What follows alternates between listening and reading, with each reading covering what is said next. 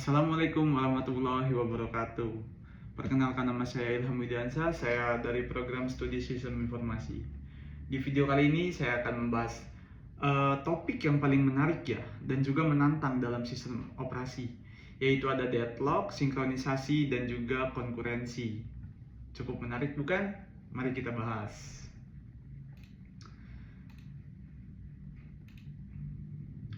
Jadi yang pertama itu saya akan menjelaskan apa itu tentang konkurensi.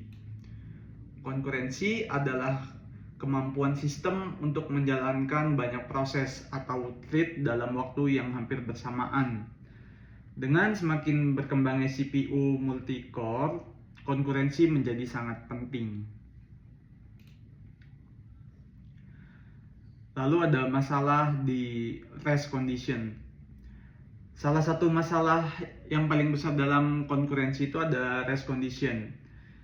Nah, ini terjadi ketika dua atau lebih thread mengakses data yang sama pada waktu yang bersamaan, dan hasil akhirnya bergantung pada siapa yang dijalankan dulu. Masalahnya, hasil akhir tidak dapat diprediksi, tergantung dari race condition tersebut. Lalu ada critical section.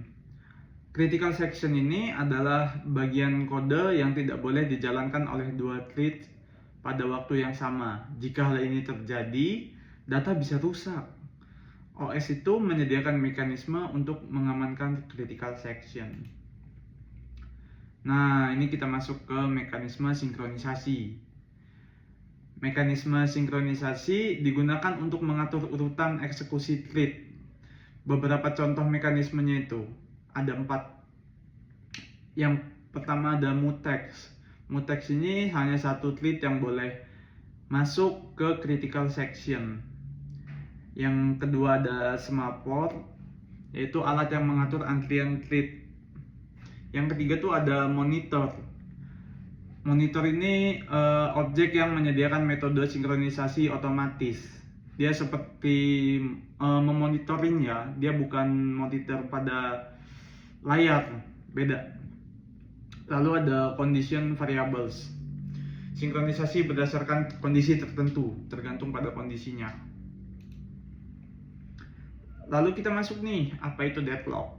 Deadlock adalah keadaan di mana dua atau lebih proses saling menunggu satu sama lain, sehingga tidak ada yang bisa berjalan. Nah, saya akan memberikan contoh sederhananya ya. Yang proses A memegang resource 1 dan menunggu resource 2.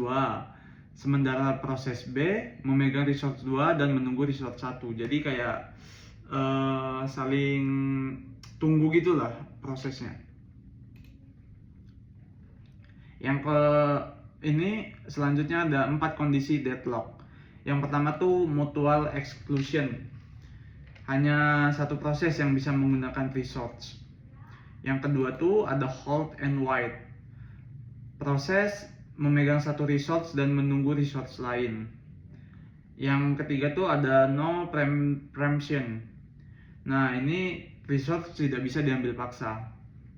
Yang keempat ada circular wait, yaitu proses menunggu secara melingkar, seperti yang sudah dijelaskan oleh Bapak Ridwan kemarin. Nah, ini semua tidak boleh dihilangkan. Lalu ada deadlock handling. Yang pertama itu ada prevention, yaitu mencegah salah satu kondisi deadlock. Yang kedua ada avoidance, yaitu seperti Banker's algoritma untuk memutuskan apakah resource aman untuk diberikan. Yang ketiga ada detection, yaitu mendeteksi ketika deadlock terjadi. Yang keempat ada recovery, menghentikan atau mereset proses untuk keluar dari deadlock. Lalu kita masuk nih dalam konsep Banker's algoritma. Nah, algoritma ini bekerja seperti bank yang mengecek apakah pinjaman yang diajukan aman untuk diberikan. Nah, kalau dalam operating system, dia mengecek apakah sumber daya cukup untuk menjalankan proses sehingga selesai tanpa deadlock. Lalu selanjutnya kita masuk ke starvation and livelock. Selain deadlock, ada dua masalah lain, yaitu starvation yang prosesnya menunggu terlalu lama karena prioritasnya rendah, dan juga yang kedua ada livelock. Livelock ini prosesnya terus berubah state tapi tidak mencapai tujuannya. Ini juga harus dicegah oleh OS. Nah, kesimpulan dari materi kali ini yaitu konkurensi adalah inti dari komputer modern. Tetapi tanpa sinkronisasi yang baik, sistem dapat mengalami deadlock atau error yang tidak terlihat. Karena itu, operating system menyediakan banyak mekanisme untuk menjaga agar proses dan thread berjalan dengan aman.